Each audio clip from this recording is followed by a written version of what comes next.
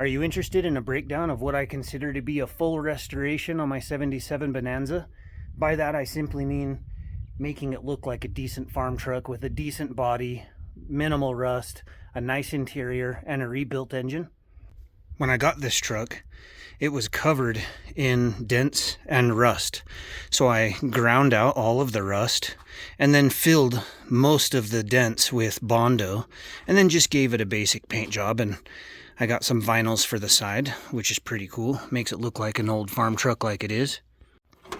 The inside was pretty nasty, and so I just tore out everything, ground it all down to metal, painted everything, rhino lined the floor, put on a new dash cover, put on a new seat cover, painted everything in here, and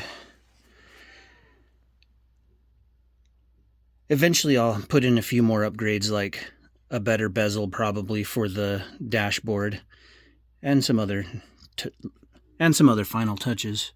So the only things that aren't getting replaced right away are the clutch, transmission, and suspension, but they're in great shape.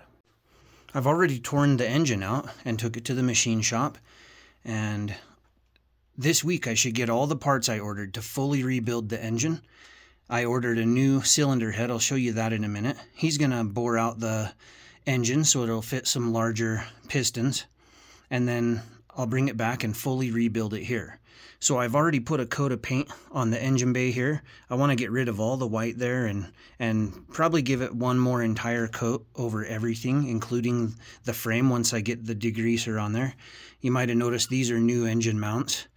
All these hoses will be replaced. I ran the wires neater than they were, so it's pretty clean in here.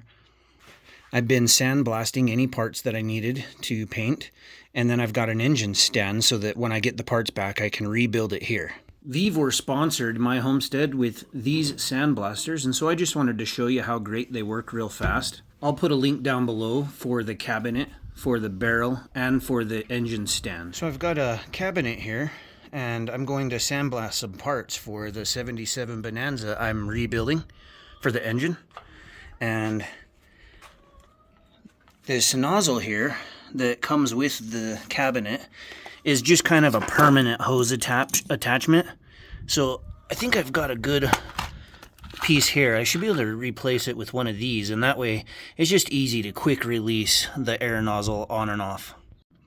I showed a female attachment, and it's actually a male attachment. So I'll move this over to this, put on some tape, slide it through the hole, and then button it up with this guy. So you can see these pieces are just caked. This is almost just solid black, just old caked stuff on it, right? And I had one just like it, and you look, it takes off almost everything. So if I was to spray these with some engine black, they'd look real sharp and be nice in the engine, you know? So I can spray all these down, and like this can be painted the Chevy orange, and same with this. Right out the gate, without making any adjustments or changing any parts on the gun, it cleans up exactly the way that I would want it to. I'll speed this clip up because it's a few minutes long, but you can see I'm easily able to clean all of these parts.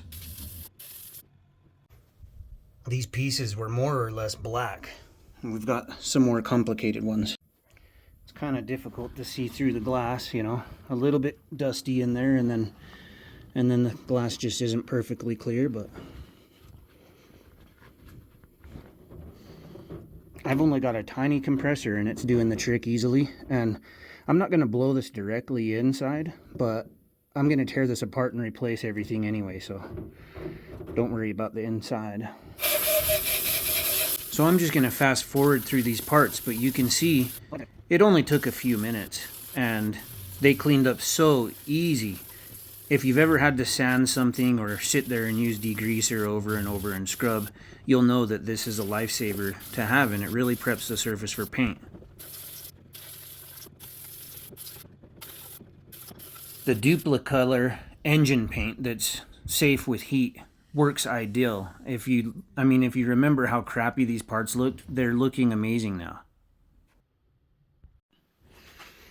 Look, this has a switch for the light. You can plug it into power. I've got plenty of sunlight, but It locks nicely, it seals. I didn't notice any dust escaping, and I didn't even try to seal it. So it holds the 14 pounds of dirt I put in there just fine. Sandblasted everything with a, with a little cheap bucket of medium. I changed out the connector. That made it easier to put that in and out. It's not even sealed very well, but it works fine.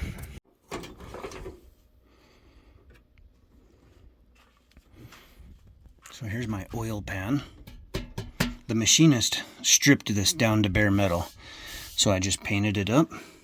He also stripped down the timing cover, but the rest of these, I sandblasted all these. They were so gunked up, and now look at them. I mean, they damn near look like brand new pieces. So not only am I fully rebuilding the engine, I got a new cylinder head. It had the 77 cylinder head, which is integrated. That forces you to use the standard intake and headers, or actually not even headers, it's an exhaust manifold. So you're forced to use those, and that kind of cuts back your customization. So I went for a 73 cylinder head, which can be fully customized, and in fact I did get a very nice intake, carburetor, a new 1405 Edelbrock carburetor, which is 4-barrel instead of 2, and headers.